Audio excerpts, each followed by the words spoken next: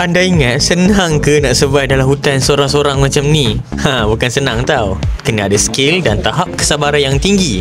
Tambah pula kalau jenis macam saya ni. Tapi nasib baiklah ada Reruai Survival Village anjuran Angkatan Tentera Malaysia ni.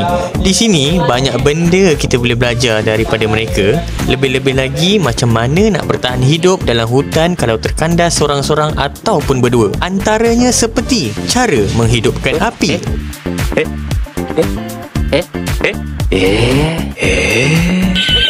cara memasang perangkap samak,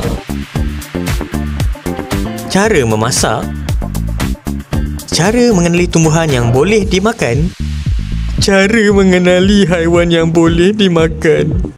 Konnichiwa. Jom kita tanya Kapten Hafizuddin Sulaiman. Beliau ni ketua Kompeni 6 Regimen Ranger Diraja. Setakat survivor dalam hutan Khatulistiwa ni celah gigi dia je. Okey, kelainan yang bagi saya, tak semua yang pernah lihat ataupun yang tahu berkenaan dengan apakah itu survival village ataupun ikhtiar hidup yang kita mengguna pakai apabila askar ataupun mana-mana individu yang tersesat ataupun berada dalam hutan tanpa sumber yang ada. Dan inilah dia yang kita boleh aplikasikan dalam dunia sebenar. Cara menghidupkan api, cara apabila tersesat untuk mengenal tumbuhan yang boleh dimakan, yang beracun dan yang boleh jadikan ubat. Jadi lepas ni kalau anda tersesat dalam hutan, tak panik dah lah kan. Cuma ingat balik apa yang diajar dekat survival village ni. Seperti cara hidupkan api, cari makan, dan yang paling penting, jangan makan kawan sebelah.